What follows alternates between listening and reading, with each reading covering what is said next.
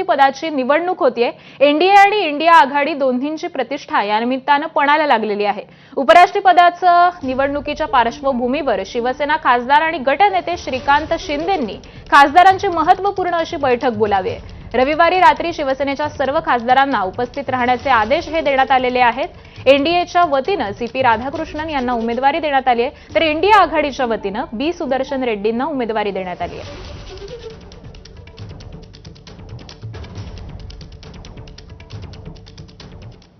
आणि यानंतर आतापर्यंतच्या सगळ्या महत्त्वाच्या बातम्यांचा वेगवान आढावा घेऊयात। 24 तास उलटले तरी लालबागच्या राजाचं अजून विसर्जन नाही। समुद्राला भरती आल्यामुळे मूर्ती विसर्जनामध्ये अडचणी। 6 तासांपासून लालबागच्या राजाची मूर्ती गिरगाव चौपाटीवरच, हायटाईड कमी झाल्यावरच मूर्तीचं विसर्जन होणार। पाणी कमी झाल्यावर तराफ्यावर मूर्ती चढवली जाणार। चिंचपोकळीच्या चिंतामणीला गिरगाव चौपाटीवर भक्तिपूर्ण वातावरणामध्ये निरोप। लाडक्या बाप्पाला निरोप देण्यासाठी मोठ्या प्रमाणामध्ये भाविक मिरवणुकीमध्ये सहभागी झाले। पुण्यातील विसर्जन मिरवणूक यंदाही रेंगाळली आहे। मानाच्या 5 गणपतींचं आणि श्रीमंत दगडूशेठ हलवाई गणपतीचं विसर्जन वेळेत झालं, मात्र तरीही बाकीच्या विसर्जन मिरवणुका ह्या रेंगाळल्या आहेत। पुण्यात एका गणेश मंडळाचा विसर्जन मिरवणुकीमध्ये उच्छाद, बंदी असून सुद्धा राष्ट्रभूषण क्रीडा संघ मंडळाकडून फटाक्यांची आतषबाजी, फटाके फोडणाऱ्या एकाला पोलिसांनी ताब्यात घेतल्याची माहिती। गणपती बाप्पाच्या विसर्जनाचा एक व्हिडिओ सोशल मीडियावर व्हायरल। एक व्यक्ती बाप्पाच्या मूर्तीचं विसर्जन करतो, मात्र बाप्पाची मूर्ती पाण्यात वाहून पुढे जातच नव्हती। नाशिकच्या मसरूळमध्ये बाप्पाला निरोप देताना चिमुकलीला अश्रू अनावर। चिमुकलीचा हा भावनिक व्हिडिओ सोशल मीडियावर व्हायरल होतोय। साताऱ्याच्या बामणोली इथं कोयना डॅम बॅकवॉटर जलाशयामध्ये गणपतींचं विसर्जन। बामणोली, अंधारी, कोळघर, फळणी आणि पावशेवाडी या 5 गावांनी अनेक वर्ष परंपरेचा वारसा जपलाय। साताऱ्यात गणपती विसर्जन मिरवणुकीत शिवेंद्रराजे सिंह भोसलेंचा सहभाग। कार्यकर्त्यांच्या आग्रहास्तव राजेंनी पारंपरिक वाद्यांच्या तालावर ठेका धरला। बुलढाण्यात शांततेत पार पडल्या गणेश विसर्जन मिरवणुका। जामोदमध्ये भाजप आमदार संजय कुटे यांचा विसर्जन मिरवणुकीमध्ये सहभाग। यावेळी त्यांनी लहानग्यांसोबत फुगडीचा आनंदही घेतला। 11 दिवसांच्या गणपती विसर्जनानंतर कोकणकर मुंबईच्या दिशेने रवाना होण्यास सुरुवात। रेल्वे स्थानकावर कोकणवासियांची गर्दी। आज यंदाचं दुसरं चंद्रग्रहण। रात्री 9:57 ते मध्यरात्री 1:26 पर्यंत लागणार चंद्राला खग्रास ग्रहण। 2022 नंतरचं सर्वात मोठं चंद्रग्रहण। खग्रास चंद्रग्रहणामुळे सिद्धिविनायकाच्या शयन आरतीच्या वेळेत बदल। रात्री 9:57 ग्रहण चालू होत असल्यामुळे श्रींची शयन आरती ही रात्री 1:27 नंतर होईल। चंद्रग्रहणाच्या पार्श्वभूमीवर शिर्डीच्या साई मंदिरातील आरतीच्या वेळेत बदल। रात्री 10:30 वाजता होणारी आरती आज रात्री 9:15 होणार, तर आरतीनंतर साई मंदिर दर्शनासाठी बंद होणार। खग्रास चंद्रग्रहणामुळे कोल्हापूरची कुलस्वामिनी करवीर निवासिनी अंबाबाईच्या मंदिरात दैनंदिन कामकाजामध्ये बदल। चंद्रग्रहणामुळे रात्रीची आरती होणार नाही, मात्र ग्रहण काळामध्ये मंदिर सुरू राहील।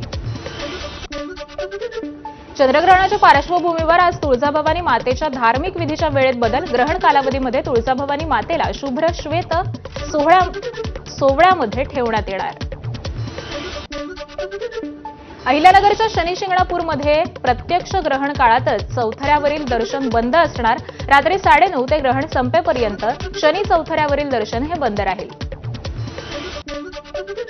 चंद्रग्रहण असल्यामुळे शेगाव येथील संत गजानन महाराज मंदिरात भक्तांना जाळीमधून श्रींचं दर्शन घेता येणार आहे, तर संत गजानन महाराजांची आरती देखील होणार नाहीये। तळ कोकणात गणपती विसर्जनानंतर मच्छी खवय्यांची मार्केटमध्ये गर्दी। सिंधुदुर्गच्या कुडाळ मच्छी मार्केटमध्ये मासे खरेदीसाठी गर्दी। रायगडच्या अलिबाग मच्छी मार्केटमध्ये तुफान गर्दी। बाजारात विविध प्रकारची मासळी उपलब्ध। अनंत चतुर्दशी आणि उपवास सुटल्यानंतर मासे खवय्यांची मासे खरेदीसाठी प्रचंड गर्दी। सरकारनं काढलेला जीआर चांगलाच आहे, गैरसमज पसरवू नका, मनोज जरांगे यांचं आवाहन। जीआरमध्ये दुरुस्ती करायची असल्यास करून घेऊ असंही वक्तव्य। मुंबई आणि ठाण्यात मुख्यमंत्री फडणवीसांचे छत्रपती शिवाजी महाराजांना नमन करताना फोटो असलेले बॅनरवर फक्त देवा भाऊ एवढाच उल्लेख. मराठा आरक्षणाबाबत GR काढल्यानंतर भाजपनं बॅनरबाजी केल्याची चर्चा आहे. आम्ही श्रेयवादाच्या लढाईत नाही, मराठा समाज आणि ओबीसी समाजाला न्याय देण्याचं काम महायुती सरकार करते. मुख्यमंत्री फडणवीसांच्या शिवरायांना नमन करतानाच्या बॅनरवर शिंदेंची प्रतिक्रिया. छत्रपती शिवाजी महाराजांचा अशा प्रकारे राजकीय वापर करणं हे मान्य नाही, संजय राऊतांची प्रतिक्रिया. तर जाहिरातीचा साधारण खर्च 40 ते 50 कोटी, राऊतांची माहिती.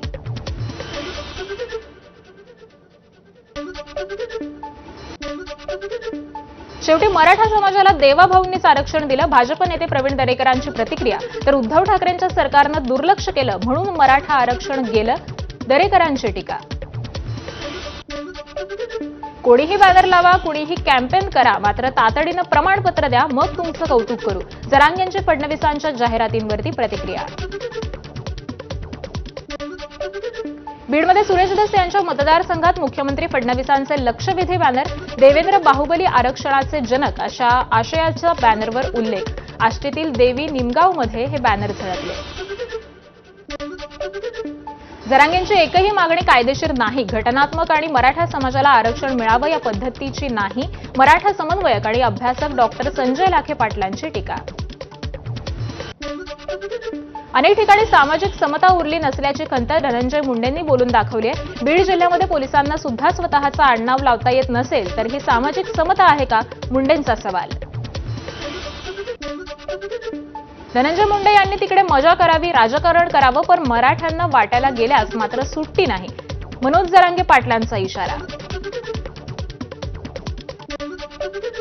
भाजप आणि मित्रपक्षांच्या खासदारांची संसद भवन परिसरामध्ये कार्यशाळा, पंतप्रधान नरेंद्र मोदी शेवटच्या रांगेत बसले. जीएसटी मधल्या सुधारणांसाठी मोदींचा गौरव केला जाणार. उद्या खासदार श्रीकांत शिंदेंनी दिल्लीत बोलावली शिवसेना पक्षाच्या खासदारांची बैठक. CP राधाकृष्णन यांच्या विजयाच्या रणनीतीसाठी बैठकीचं आयोजन. माढा तालुक्याचे राष्ट्रवादीचे अध्यक्ष बाबाराजे जगतापांचा अंजली दमानियांकडून व्हिडिओ पोस्ट. सोलापुरात IPS अंजना कृष्णा यांना उपमुख्यमंत्री अजित पवार यांच्याशी फोनद्वारे जोडून देणारे बाबाराजे जगताप. व्हिडिओमध्ये नेता नशा करताना दिसतोय.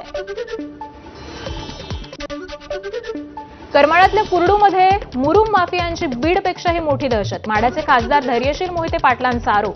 अजित पवारांना फोन लावला नव्हता तर कॉन्फरन्स कॉल होता, असाही गौप्यस्फोट. अजित पवार अवैध धंदे करणाऱ्यांची पाठराखण करणारे म्होरक्या. ठाकरे सेनेचे उपनेते शरद कोळींची जोरदार टीका.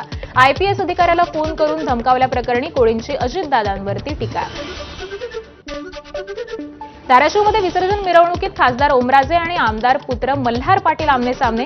मल्हार पाटलांनी थोपटले दंड. नादी नको लागू, माझ्या तुला चांगलाच रडवीन या गाण्यावर पाटील थिरकले. तर पाटलांच्या उत्साही आव्हानांना ओमराजेंकडून स्मितहास्याने प्रत्युत्तर. पुण्यातील गणपती विसर्जन मिरवणुकीत शरद पवारांच्या समर्थनार्थ साखळपीर तालीम संघाकडून बॅनरबाजी. निष्ठावंत असे बॅनर झळकले. पालघर जिल्ह्यात समुद्र किनाऱ्यावर 3 संशयास्पद कंटेनर वाहून आले. हे कंटेनर शिरगाव किनाऱ्यावर तर 2 कंटेनर सातपाटी किनाऱ्यावर आढळले. समुद्राला भरती असल्यामुळे सध्या कंटेनरपर्यंत पोहोचणं हे कठीण झालंय. मुंबईतील नायर रुग्णालयाला बॉम्ब न उडवून देण्याची धमकी. नायर रुग्णालयाच्या डीन यांच्या ईमेलवर धमकीचा मेल. पोलीस तपासामध्ये काही संशयास्पद आढळलं नाही. सहार एअरपोर्टच्या शौचालयातही बॉम्ब बसल्याचा दावा. बँक ऑफ इंडियाच्या कर्जतमधील शाखेला आग. शॉर्ट सर्किट झाल्यामुळे आग लागल्याची माहिती. कर्जत शहरातील महावीर पेठेतील घटना. बँकेतील लाखो रुपयांची रोकड जळाल्याची ही माहिती. चंद्रपूर शहरालगतच्या पडोली चौकामध्ये 298 ग्रॅम ब्राऊन शुगर जप्त. कारवाईमध्ये 30 लाखांपेक्षा अधिकचा मुद्देमाल पोलिसांनी जप्त केला. दोघांना अटक.